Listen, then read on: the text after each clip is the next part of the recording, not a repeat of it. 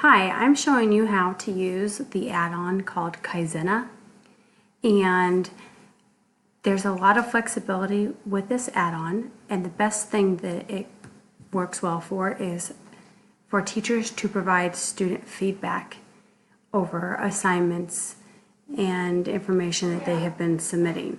So the first thing you'd want to do is open up a document, and it can be a new document or an existing document.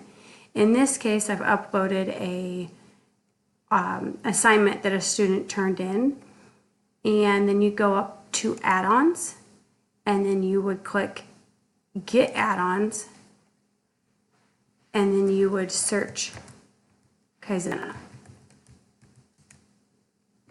Now, I already have added it, so you would have an option to be able to click free and download it that way. I already do have it, and then once you do have it existing, you just go up to add-ons and Kaizena, and then open Kaizena on a document. Once you get into that for the first time, it will ask you a little bit of information like your school and what classes you teach and grades, and the reason they do that is because then it self-populates some comments and ideas. So I went ahead and did make some comments. A big challenge is that students aren't receiving very much feedback from teachers, and especially as they work on their document, it's not necessarily supposed to be used always at the end of a project, but to be able to use it throughout their research and while they're working on things. This is an assignment that was turned in, and this would be feedback I'd be giving this way. And so there are some different options with Kaizena. What you can do is, so here's a highlighted, so I highlighted this, and I did this comment. Let's see if I can show it to you.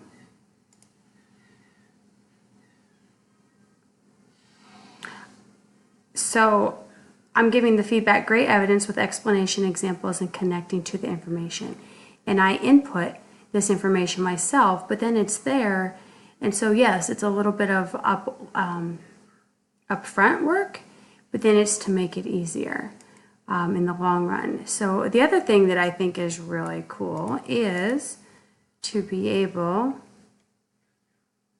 to make a video.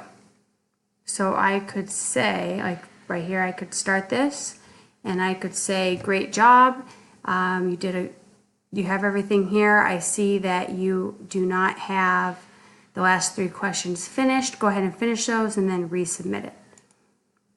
And then students are able to go in and look at the feedback, be able to make corrections, and all of it kind of is a feed, kind of like what would be on Facebook, where it just keeps building here, and so they can always go back and see that. So there are voice messages that you can give, and students can also be doing this. So especially if you have a student who's maybe not able or able to do as much on a written feedback format, the voice message might be the nice thing for them. Then you have skills. So if I wanted to do a skill, I would actually you have them self-populated. So these are ones I actually put in, and we have standard reference-based grading. So I put supporting evidence. We're on a 4 levels, or 4 standard, or let's see, points I should say. And so I could decide the level that I think they are. And these are ones that I already put in, and I'll show you how I did that. So I have like very little evidence provided, more detail and support needed. If they were to get a level 2, it would be some supporting evidence provided, good start on detail, but more explanation needed. Level 3 would be great evidence with explanation, examples, and connecting to the information. Whereas 4 would be excellent evidence with explanation, examples, information, very thorough explanation, and tied well into the real world application. Keep it up. So you can do that, and then have these that you can just click on as you feel that they fit. So the way I would do that is I can go here and I go to skills, and you can create your skills.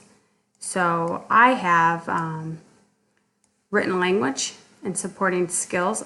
You also could do it by standard. That was something that I thought might be an option too. So if I was really wanting them to go that way. So once you click on this, then you can edit the skill levels, and that's where I put the feedback in here. And then once you do that, it's there. Also, Kaizena, because of what I teach, also can make some recommendations based on what you teach, which could help. So hopefully this gives you a little bit of information about Kaizena. I find it to be something that I really do hope to use in the next school year.